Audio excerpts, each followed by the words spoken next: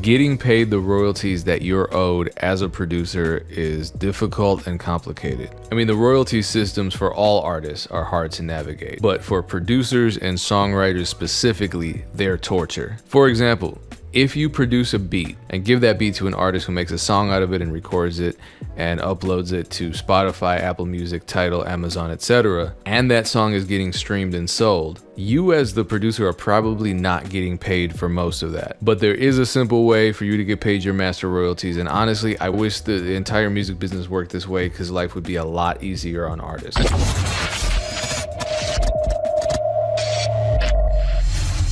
Let's be honest, you're not gonna find these videos anywhere else. Why? Because I make them. So it would really help me out if you subscribe. If you've already subscribed, what also really helps is if you like the video and leave a comment. It's hard in the era of clickbait videos on YouTube and negativity in the producer community, and I appreciate your support. Thank you so much. You hear artists, especially major label artists, say that there's no money in streaming, and a lot of smaller and unsigned artists are beginning to believe that because we've heard it so many times. Now, here's why artists who are signed to labels, especially major labels, aren't getting paid as much as they think they're supposed to be. When you sign a deal with a label, either as a recording artist or just a producer selling a beat to a major label, in almost every case, you're selling your master rights in exchange for the advance. This is just standard, and don't worry, there are 2 copyrights for every recording, the master and the composition, so your agreement should only involve you selling the master, and you still own and collect royalties from the composition side of your copyright. But here's where things get really tricky with streaming. A single stream can pay up to 3 different royalties. The biggest amount of royalties go to whoever owns the master. Then the 2 other royalties, the performance royalty and the mechanical royalty, they go to whoever owns the composition. And if you're a producer who produced a beat for a recording artist, you're splitting that 50-50 because the master owner gets the most money. And as I said, the master owner is usually the label. That's why artists who are signed to labels feel like they're getting taken advantage of. Now, if you're a producer watching this video, most of the artists you're working with are probably unsigned and they're releasing music themselves. And if you're giving away beats or you're working on 50-50 albums and singles with recording artists directly, or you're leasing beats non-exclusively, you own your master copyright and composition copyright. And you and the recording artist should be splitting these royalties. I'm not telling you how you should be splitting them in terms of, what percentage goes to whom. That's something for you to work out. But as I said, the biggest royalty from these platforms like Spotify, Apple Music, Tidal, Amazon, they go to whoever owns the master rights. In this case, you and the recording artist both own the master rights. So how do you make sure that you're each getting paid what you're owed? Here's the problem. Even today, right now in 2020, most distributors don't allow for splits. That means when an artist uploads a song that you produced, all the master royalties are probably going right to them and not you, and that's trash. In fact, when I first learned about this, there was only one distributor, as far as I knew, that was offering splits, and that was DistroKid. So I signed up immediately. And I signed up because I was producing an entire album for an artist by the name of J-Tech. And he was going to use DistroKid to split the masters 50-50 with me. I think we actually negotiated where I was getting 45%. I'll log in and show you what that looks like.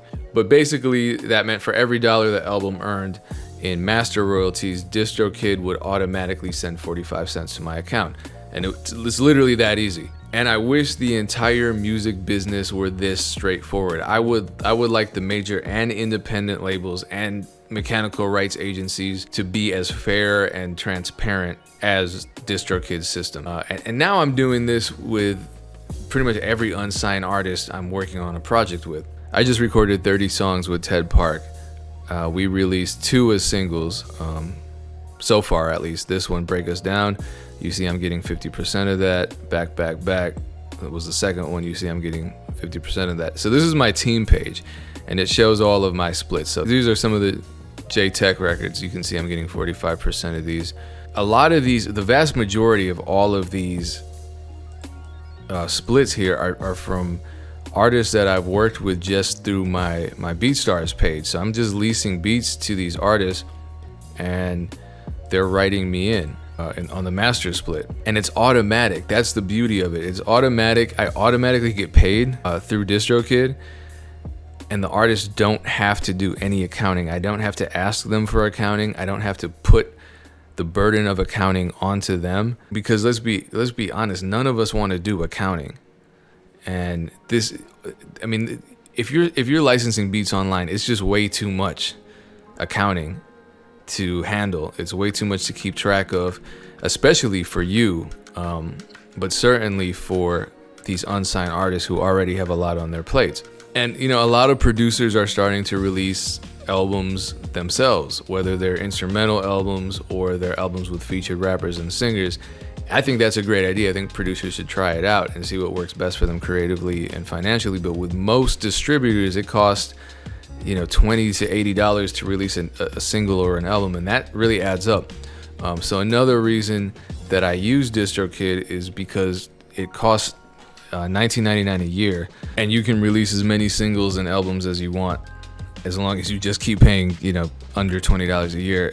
I actually ended up getting the Musician Plus account, but you know, if you're one musician, or if you're a label, I mean, it's cheap too.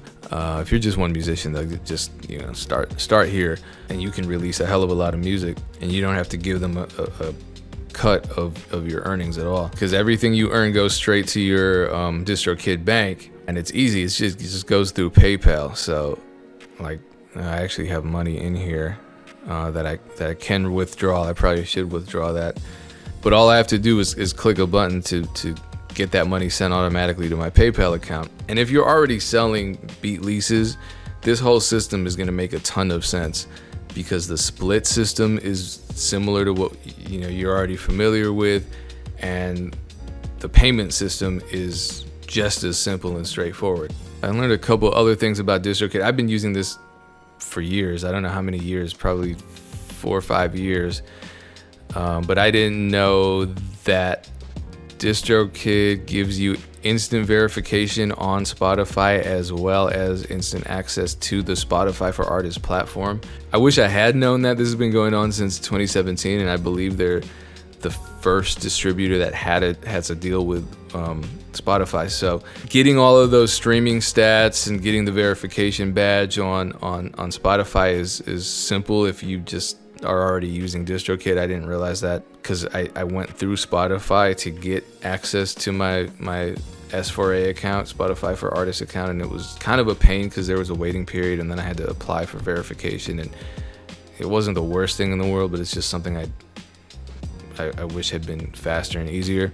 And I think people are also familiar with the hyper follow links. A lot of artists are using that, and it's just a cool way to get more followers on Spotify, promote your music on Spotify, get more streams. You also can collect email addresses, which is a really big thing I'm always talking about. Data ownership. It's probably the most important element of music marketing. You get the pre-save links, and it's automated. It just takes a lot of the worry out of the process. I think honestly, payment and accounting is one of the hardest parts of what we do as unsigned artists, because we don't have an accounting department in the label, because we don't have a label backing us. And that's really honestly not what we want to be doing with our time. It's not what I want to be doing with our time, and it's not something that I want to put on an artist that I'm working with who also doesn't want to be wasting their time doing that. So obviously this is a sponsored video, but it is a service that I used years before I even had the option to make this video. And I'm someone who's expressed frustration with the way the music business as a whole is set up to be convoluted and confusing when it comes to royalty collection, when it comes to especially producers getting paid what they're owed, when it comes to the overall lack of understanding in our community of intellectual property rights. And so this makes at least the master side of the digital era of the music business a lot simpler, which is fortunate because that happens to be the bulk of streaming revenue, and streaming is king right now. So if you're not taking advantage of this royalty stream and you don't understand how it works, you're really at a disadvantage. And I hate to see that happen. And trust me, a lot of us are confused. So hopefully this clears at least a big part of royalty collection up for you. If you do want to sign up, if you want to do what I did years ago, there is a link in the description. It's actually cheaper than $19.99 a year for unlimited uploading if you click on my affiliate link, and it also supports me when you do that. So I would appreciate it. And I wish you continued growth and continued knowledge throughout your journey in the music business. Much success to you. Appreciate you watching the video. Peace.